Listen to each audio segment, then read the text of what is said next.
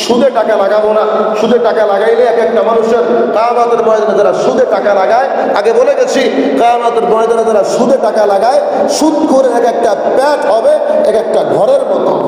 আমার বাপদাদার কথা, হাদিসের কথা, সুদখোরের এক একটা পেট হবে এক একটা ঘরের মতো।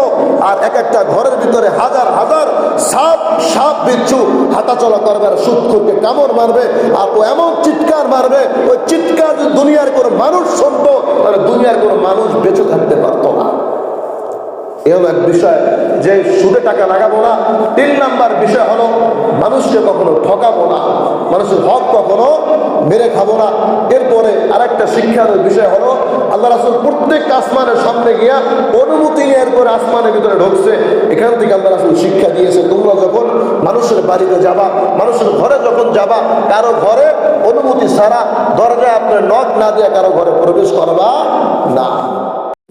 ومن سيئات أعمالنا من يهد الله فلا مضل له ومن يضلله فلا هادي له ونشهد أن لا إله إلا الله وحده لا شريك له ونشهد أن سيدنا ومولانا محمدا عبده ورسوله أما بعد فأعوذ بالله من الشيطان الرجيم بسم الله الرحمن الرحيم سبحان الذي يسرى بعبده ليلا من المسجد الحرام إلى المسجد الأقصى الذي باركنا حوله لنريه من آياتنا إنه هو السميع البصير وقال رسول الله صلى الله عليه وسلم حب الدنيا رأس كل خطيئة أو كما قال النبي عليه الصلاة والسلام সকলে মুহাম্মদ দুরূদ ইব্রাহিম পাঠ করি। আল্লাহুম্মা সাল্লি আলা মুহাম্মাদিন ওয়া আলা আলি মুহাম্মাদ কামা সাল্লাইতা আলা ইব্রাহিম ওয়া আলা আলি ইব্রাহিম ইন্নাকা হামিদুম মাজিদ। আল্লাহুম্মা বারিক আলা মুহাম্মাদিন ওয়া আলা كما باركت على إبراهيم وعلى آل إبراهيم إنك حميد مجيد إن الله وملائكته يصلون على النبي يا أيها الذين آمنوا صلوا عليه وسلموا تسليما اللهم صل على سيدنا مولانا محمد وعلى آل سيدنا مولانا محمد اللهم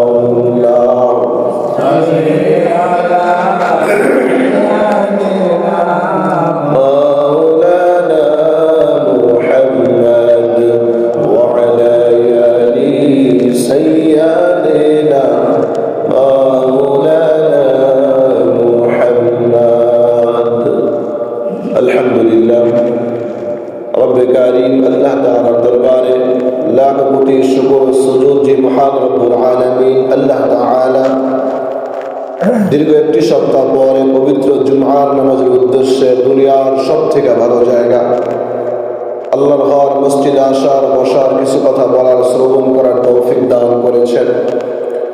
এজন্য রব্বে কারীম আল্লাহ তাআলার দরবারে সকলে কালিমাতুশ শুকর আদায় করি আলহামদুলিল্লাহ।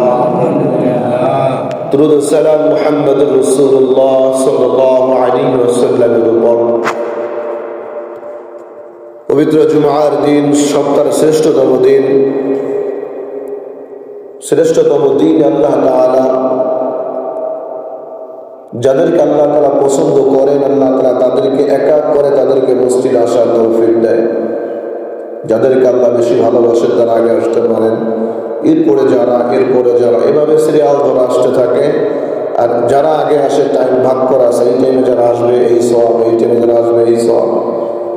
এই জন্য আল্লাহ তাআলা যাকে যখন তৌফিক দেয় সে তখন আসতে পারে। আর আল্লাহ তাআলার তৌফিক অনুগ্রহ হয় বান্দার চেষ্টা এবং নিয়াতের উপর নির্ভর করে। যদি বান্দা চেষ্টা করে আজকে জুমার দিন আগে যাবো মসজিদে, আল্লাহ অবশ্যই তাকে আগে আনবে মসজিদে। নিয়াতের উপর নির্ভর করে সবকিছু। যাই হোক, গত জুমায় আলোচনা করেছিলাম মেরাজের আলোচনা সম্পর্কে কিছু কথা বলছিলাম। আলোচনার শুরুতে একটা কথা বলি যে দেখেন, লোকজন কম, কথা বলতে হয় যে লোক থাকা লাগে, শোনার মতো লোক থাকা লাগে। এরপরে আমি এখানে যে বয়ান করি, আমার বয়ানের উদ্দেশ্য হলো যে বয়ানের মাধ্যমে যেন মানুষগুলো যদি কেউ ভুলের পথে থাকে সেটাও ঠিক হয়ে যায়।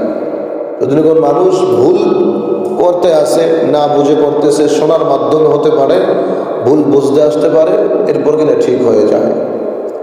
কাউকে উদ্দেশ্য করে, কাউকে টার্গেট করে কথা বলা আসলে আমার উদ্দেশ্য না। এজন্য গত জুমায় যে মিরাজের সম্পর্কে আলোচনা করেছিলাম, আল্লাহ তাআলা বলেন সুবহানাল্লাযী আসরা বিআবদিহি লাইলান মিনাল মাসজিদিল হারাম।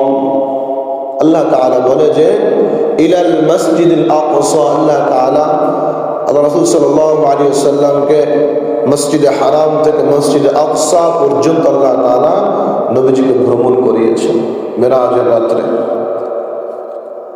গত জুমায় অনেক কথা বলছিলাম যে আল্লাহ তাআলা মিরাজের রাত্রে আল্লাহ রাসূলকে অনেক কিছু দেখাইছে, উম্মতের হাল হাকিকত অনেক কিছু আল্লাহ তাআলা দেখিয়েছে।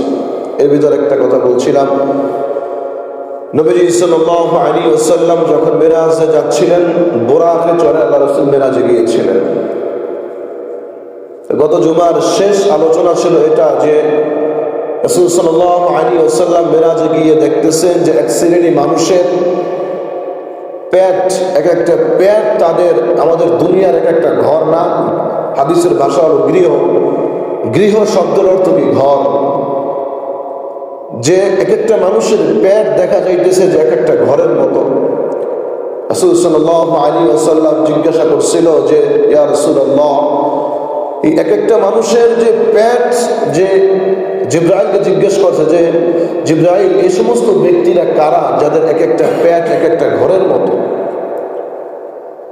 রাসূল সাল্লাল্লাহু আলাইহি ওয়াসাল্লাম জিবরাইল আলাইহিস সালামকে বলছিল, ওগো পয়গম্বর ইয়া রাসূলুল্লাহ, এই যে আপনি এক একজন উম্মতদেরকে আপনি দেখতেছেন এদের এক একটা পেট এক একটা ঘরের মতো। নবীজি সাল্লাল্লাহু আলাইহি ওয়াসাল্লাম জানায়া দেয়, এ সমস্ত মানুষ হলো তাহারা যারা দুনিয়াতে বসে সুদ খেয়ে বেড়াইছে।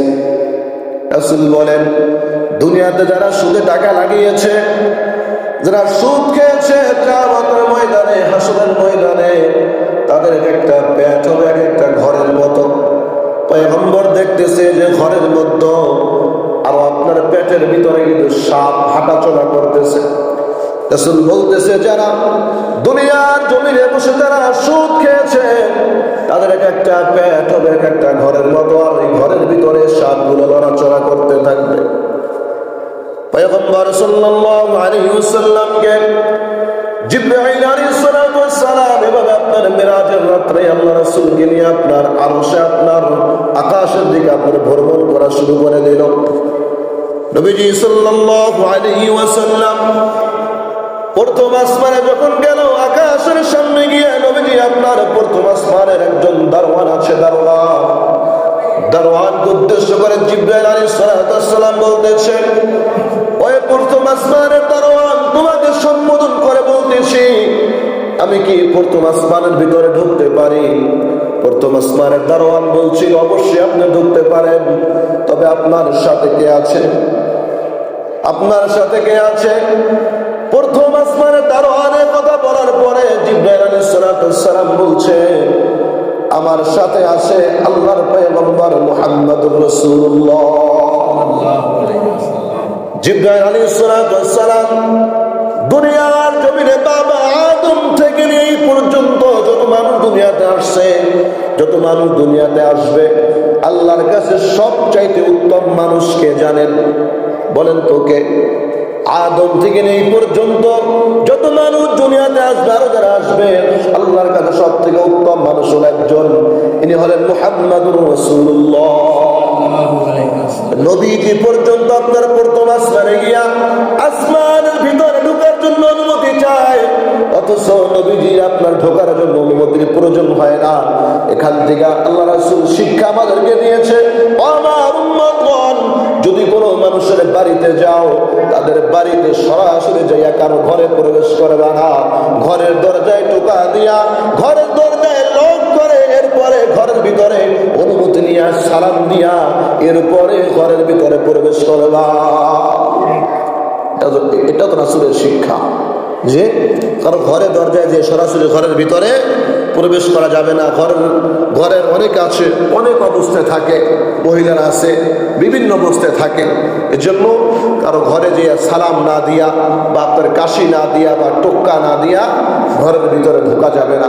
যদি ঢোকা চাইতো তাহলে আল্লাহ রাসূলও মেরাজের রাত্রে প্রথম আসমানে অনুমতি না চাই ঢুকে যেত। অনুমতি কেন চাইছে? অনুমতি এজন্য চাইছে, আমার অনুমতি চাওয়া মানে আমার উম্মতের শিক্ষা গ্রহণ করা, যে আমি রাসূল আসমানে উঠতেছি, অনুমতি নিয়ে আমি ঢুকতেছি, তোমরা আমার উম্মত, তোমরা যখন অন্যের বাড়িতে যাবা, তোমরা অনুমতি নিয়া ঘরের লোক যারা আছে তাদের কাছ থেকে অনুমতি নিয়ে তোমরা ঘরের ভিতরে প্রবেশ করো। নবীজি সাল্লাল্লাহু আলাইহি ওয়াসাল্লাম প্রথম আসমানে যাওয়ার পরে প্রথম আসমানে আপনারা দেখা হয়ে যায় হযরত আদম আলাইহিস সালামের সাথে। কার সঙ্গে? আমাদের পিতা হযরত আদম আলাইহিস সালামের সঙ্গে দেখা হয়ে যায়। আদম আলাইহিস সালামকে নবীজি আপনার দেখার পরে নবীজি দেখতেছে আমাদের পিতা হযরত আদম আলাইহিস সালামের দুই পাশে হাজার হাজার আপনার মানুষ দাঁড়ানো আছে। নবীজি ডান পাশে যারা দাঁড়ানো আছে, নবীজি ডান পাশের মানুষের দিকে তাকাইয়া, আমাদের পিতা আদম ডান পাশের মানুষের দিকে তাকাইয়া আপনার মিষ্টি মিষ্টি হাসতেছে।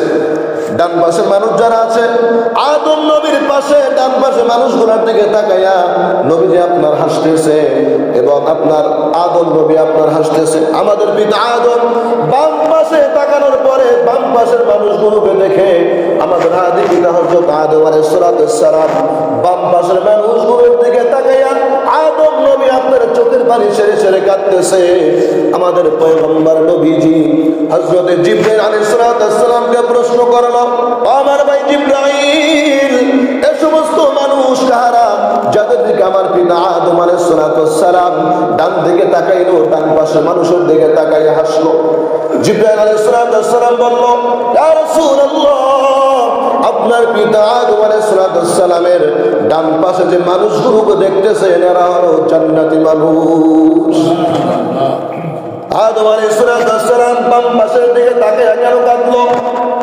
জিবরাইল আলাইহিস সালাম বলল, ইয়া রাসূলুল্লাহ, আপনার পিতা আদম আলাইহিস সালামের বাম পাশে যে মানুষগুলো দেখতেছেন, এই বাম পাশের মানুষগুলো হলো জাহান্নামী মানুষ।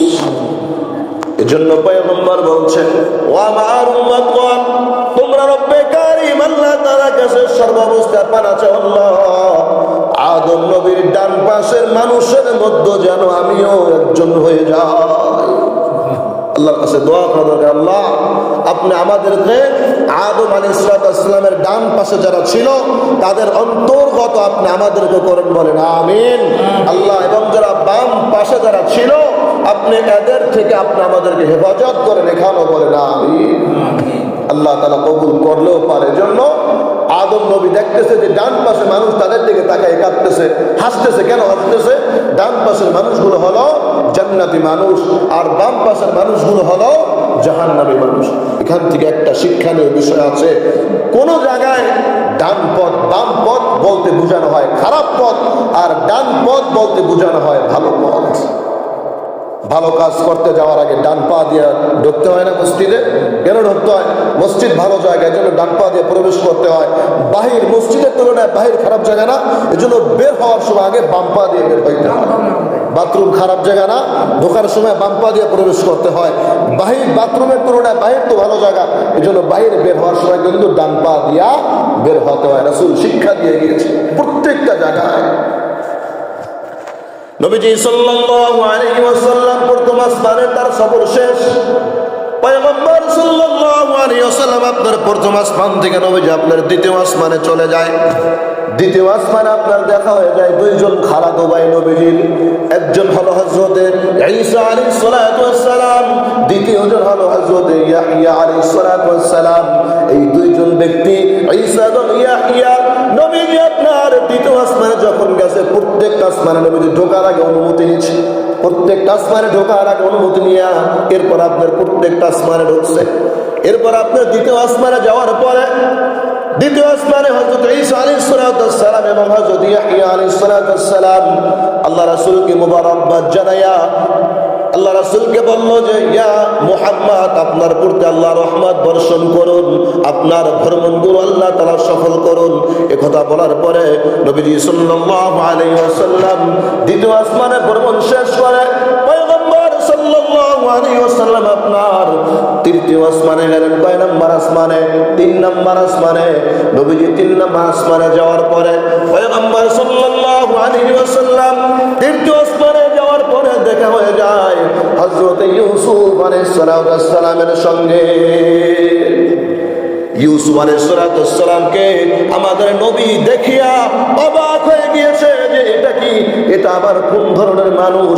এজন্য বলছে যে হযরত ইউসুফ আলাইহিস সালামকে আল্লাহ তাআলা গোটা দুনিয়ার অর্ধেক সৌন্দর্য আল্লাহ তাআলা ইউসুফের ভিতরে দিয়েছিল। ইউসুফ নবী কেমন সুন্দর ছিল। মিশরের মহিলার একদিন বলতেছে যে জুলাইখা,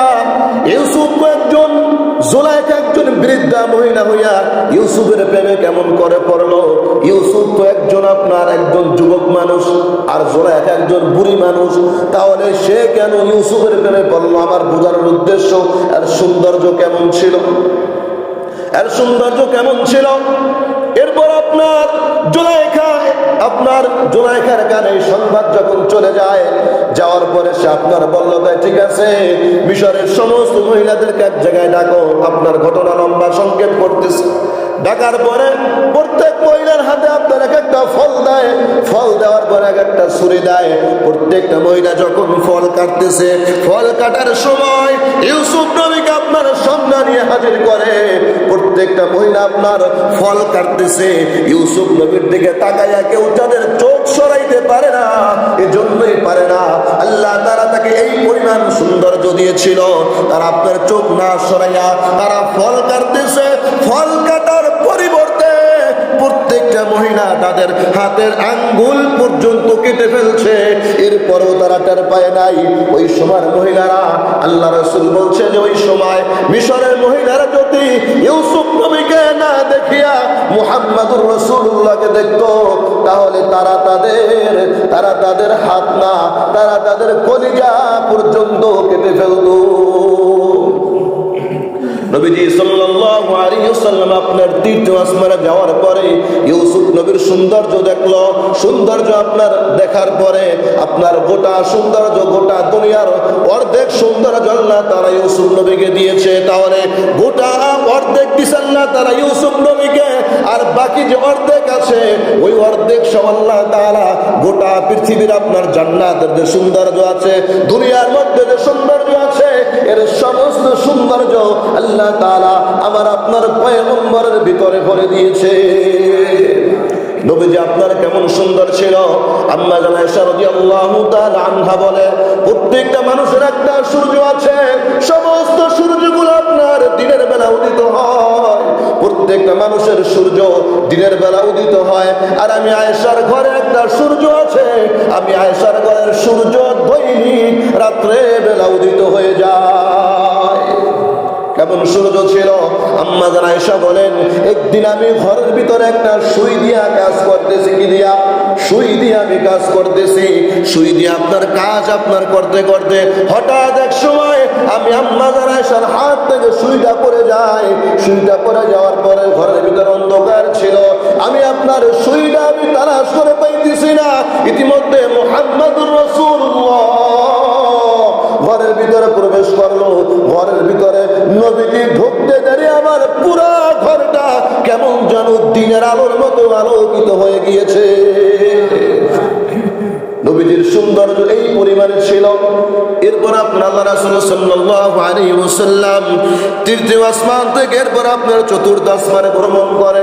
চতুর্থ আসমানে আপনারা যাওয়ার পরে দেখা হয়ে যায় হযরত ইদ্রিস আলাইহিস সালামের সঙ্গে দেখা হয়ে যায়। ইদ্রিস আলাইহিস সালাম মুহাম্মদুর রাসূলুল্লাহকে বলে, ওগো মুহাম্মদ, তোমার প্রতি আল্লাহ রহমত বর্ষণ করুক, তোমার ভ্রমণ আল্লাহ তাআলা সফল করুক। এরপরে মুহাম্মদুর রাসূলুল্লাহ চতুর্থ আসমানের সফর শেষ করে আপনার পঞ্চম আসমানে চলে যায়। পঞ্চম আসমান আপনার যাওয়ার পরে পঞ্চম আসমানে দেখা হয়ে যায় হযরত হারুন আলাইহিস সালামের সঙ্গে। হযরত হারুন আলাইহিস সালাম মুহাম্মদুর রাসূলুল্লাহকে বলল, ওগো পয়গম্বর, আপনার প্রতি আল্লাহ রহমত বর্ষণ করুন, আপনার মেরাজের সফর আল্লাহ তাআলা সফল করুন। এরপর আপনার পয়গম্বর পঞ্চম আসমানের সফর শেষ করে মুহাম্মদুর রাসূলুল্লাহ ষষ্ঠ আসমানে ভ্রমণ করেন। হযরত মূসা আলাইহিস সালাম ওই জায়গায় ছিলেন। সপ্তম আসমানে না, 6 নম্বর আসমানে, ষষ্ঠ আসমানে মুহাম্মদুর রাসূলুল্লাহ হযরত মূসা আলাইহিস সালামের সঙ্গে দেখা হলো। মূসা আলাইহিস সালামের সঙ্গে দেখা হওয়ার পরে মূসা আলাইহিস সালাম বলল, ওগো মুহাম্মদ, আমার তরফ থেকে আপনার প্রতি কিছু কথা, এই কথাগুলো আপনি আপনার উম্মতদের কাছে পৌঁছাইয়া দেবেন। হযরত মূসা আলাইহিস সালাম মুহাম্মদুর রাসূলুল্লাহকে বলল, ওগো পয়গম্বর, আপনার উম্মতকে আমি মূসার সালাম পৌঁছাইয়া দেবেন। আপনার উম্মতকে আমি মূসা আলাইহিস সালামের পক্ষ থেকে সালাম পৌঁছাইয়া দেবেন। আর একটা সংবাদ আমি আপনার উম্মতদেরকে দিয়ে দেই, জান্নাতের জমিন তো আপনার সুগন্ধিযুক্ত জমিন। জান্নাতের জমিন আপনার জান্নাতের জমিন আপনার অতি সমতল, আপনার অতি নিচু জমিন। জান্নাতের জমিনে যেন আপনার উম্মতগণ গাছপালা লাগাইয়া এরপর যেন কবরে আসে। এরপরে মুহাম্মদুর রাসূলুল্লাহ বলল, ও আমার ভাই মূসা, আমার উম্মত কেমন গাছপালা লাগাবে? তখন মূসা আলাইহিস সালাম বলল, আপনার উম্মত যদি দৈনন্দিন জবান দ্বারা 5টা বাক্য উচ্চারণ করে, সুবহানাল্লাহ, আলহামদুলিল্লাহ, আল্লাহু আকবার, লা ইলাহা ইল্লাল্লাহ, সকলে বলেন সুবহানাল্লাহ, আলহামদুলিল্লাহ, লা ইলাহা ইল্লাল্লাহ, আল্লাহু আকবার। এই প্রত্যেকটা শব্দের বিনিময়ে আল্লাহ তাআলা আপনার উম্মতের জন্য জান্নাতে একটা গাছ তৈরি করে দেয়। পয়গম্বর সাল্লাল্লাহু আলাইহি ওয়াসাল্লাম হযরত মূসা আলাইহিস সালামের সঙ্গে সফর শেষ করে নবীজি সাল্লাল্লাহু আলাইহি ওয়াসাল্লাম সপ্তম আসমানে যায়। 5 নম্বর আসমানে, সপ্তম আসমানে যাওয়ার পরে সপ্তম আসমানে দেখা হয়ে গেছে হযরত ইব্রাহিম আলাইহিস সালামের সঙ্গে। ইব্রাহিম আলাইহিস সালাম সপ্তম আসমানে একটা স্থান আছে, ওই স্থানের নাম হলো আপনার বাইতুল মামুর। কি নাম? বাইতুল মামুর। ওই বাইতুল মামুর একটা মসজিদের নাম। ওই বাইতুল মামুর মসজিদটা আপনার সরাসরি কাবা ঘর যেখানে আছে, ওই কাবা ঘর সোজা আপনার সরাসরি সপ্তম আসমান উপরে। ওই বাইতুল মামুরে দৈনিক 70,000 ফেরেশতা নামাজ পড়ে। কত? 70,000 ফেরেশতা দৈনিক নামাজ পড়ে। কেমন 70,000? আজকে যেই 70,000 ফেরেশতা বাইতুল মামুরে নামাজ পড়বে, কিয়ামত পর্যন্ত এই 70,000 আর তারা নামাজের চান্স পাবে না। বুঝছেন কত ফেরেশতা আল্লাহ নিযুক্ত করে রাখছে? আজকে যে 70,000 নামাজ পড়তেছে, এই 70,000 ফেরেশতা কিয়ামত পর্যন্ত আর জায়গায় নামাজ পড়ার চান্স পাবে না। কেন পাবে না? তাদের সিরিয়াল আর আসবে না, তাদের সিরিয়াল আর আসবে না। এরপর আপনার বাইতুল মামুর আপনার আল্লাহ রাসূল সাল্লাল্লাহু আলাইহি ওয়াসাল্লাম বাইতুল মামুরে থাকার পরে হযরত ইব্রাহিম আলাইহিস সালাম বলল, এরপর আপনার বাইতুল মামুর থেকে সরাসরি আল্লাহ তাআলা আপনার বাইতুল মামুর থেকে সরাসরি আল্লাহ তাআলা আরশ আজিম আল্লাহ তাআলার সঙ্গে দেখা করতে চলে গিয়েছে। বাইতুল মামুর থেকে আল্লাহ তাআলার সাথে আরশ আজিমে দেখা করতে যাওয়ার পরে সিদরাতুল মুনতাহা, ওই জায়গার নাম সিদরাতুল মুনতাহা। এই সিদরাতুল মুনতাহা একটা বড়ই গাছ আছে। ওই সিদরাতুল মুনতাহা একটা বড়ই গাছ। ওই বড়ই গাছটা এমন একটা গাছ, ওই বড়ই গাছের এক একটা পাতা হবে এক একটা হাতির কানের মতন। বড়ই গাছের এক একটা পাতা হবে এক একটা হাতির কানের মতন, আর এক একটা বড়ই হবে এক একটা মটকা সমতুল্য। তাহলে বোঝেন এক একটা বড়ই কত বড় হবে। এরপর নবীজি সাল্লাল্লাহু আলাইহি ওয়াসাল্লাম ও জায়গায় যাওয়ার পরে সময় সংক্ষেপ, আপনার মেরাজের ঘটনা অনেক লম্বা আলোচনা, এগুলো আপনার দুই এক জমায় শেষ করা যায় না।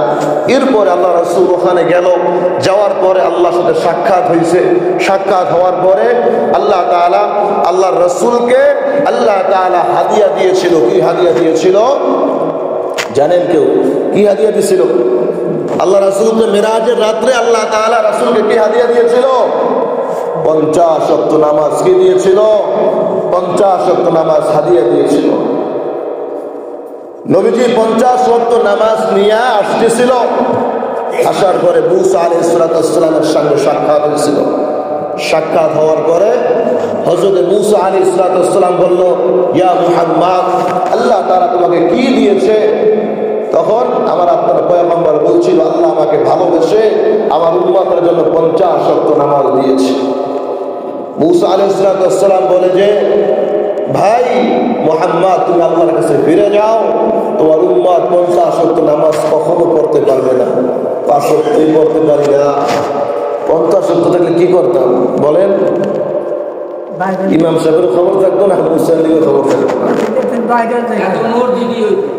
এরপরে আল্লাহ রাসূল সাল্লাল্লাহু আলাইহি ওয়াসাল্লাম মুসা আলাইহিস সালাম বলার পরে গেছে আল্লাহর কাছে, যাওয়ার পরে আল্লাহ তাআলা 5 ওয়াক্ত কমাই দিয়েছে। বলেন সুবহানাল্লাহ।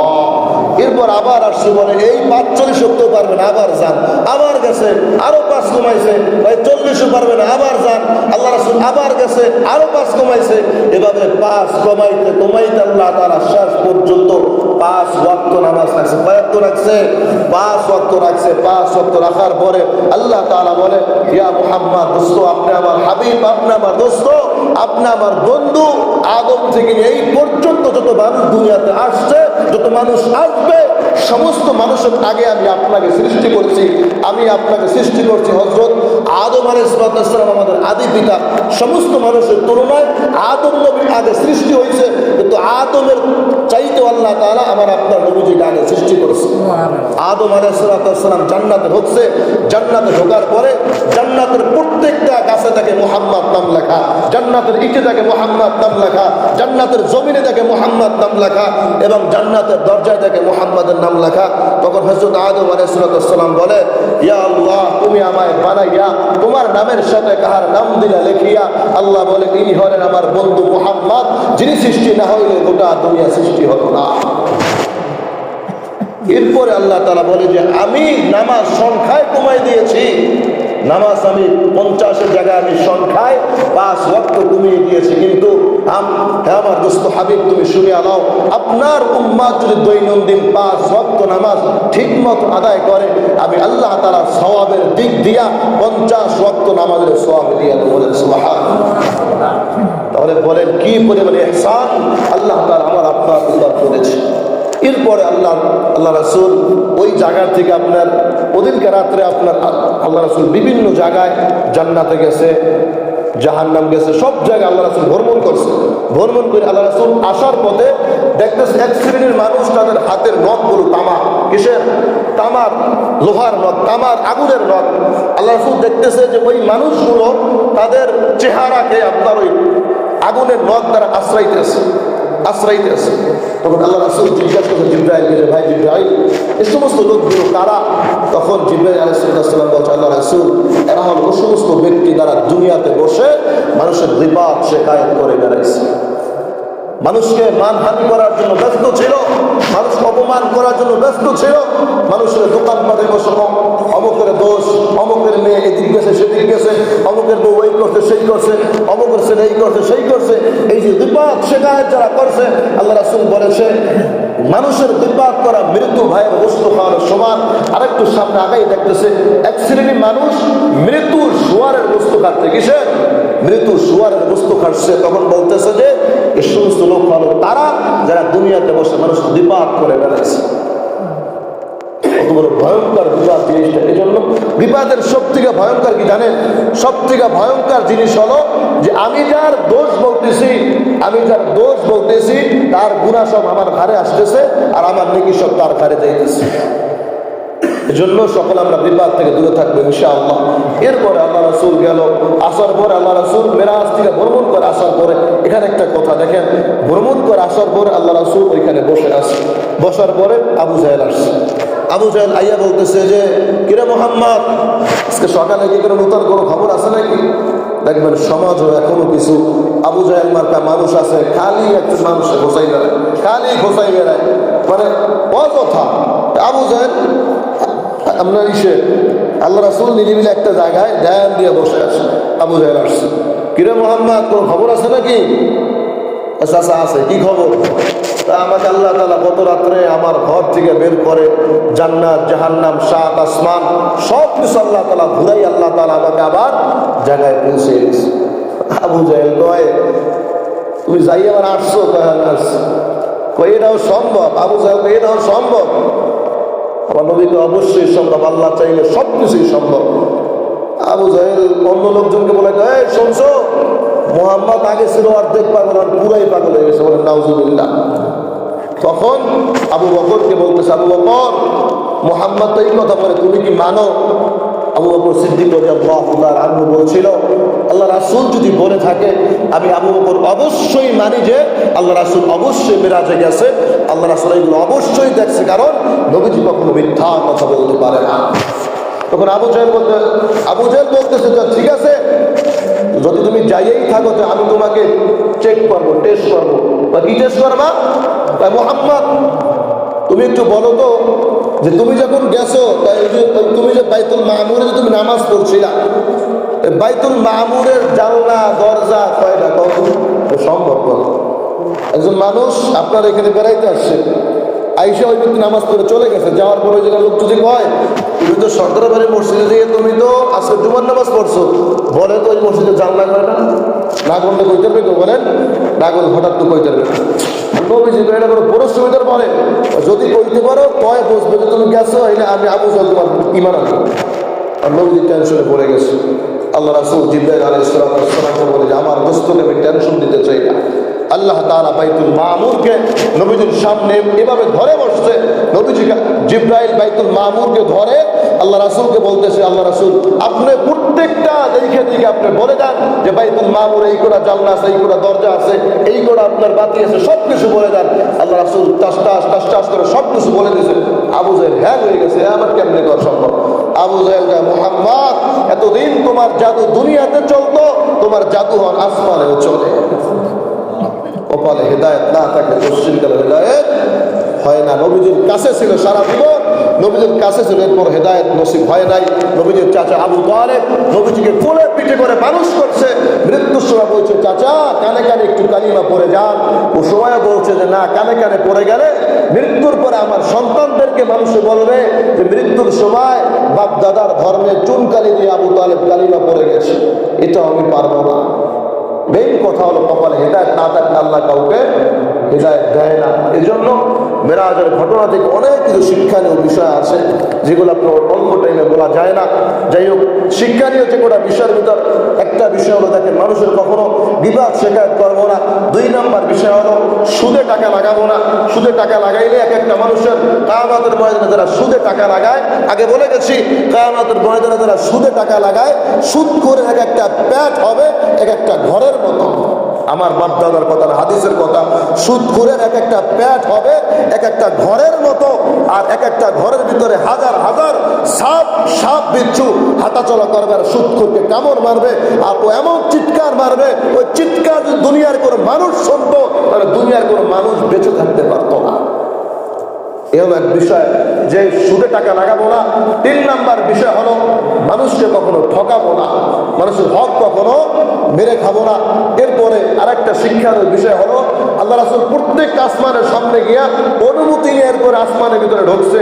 এখান থেকে আল্লাহ রাসূল শিক্ষা দিয়েছে, তোমরা যখন মানুষের বাড়িতে যাবা, মানুষের ঘরে যখন যাবা, কারো ঘরে অনুমতি ছাড়া দরজায় আপনার নক না দিয়ে কারো ঘরে প্রবেশ করবা না।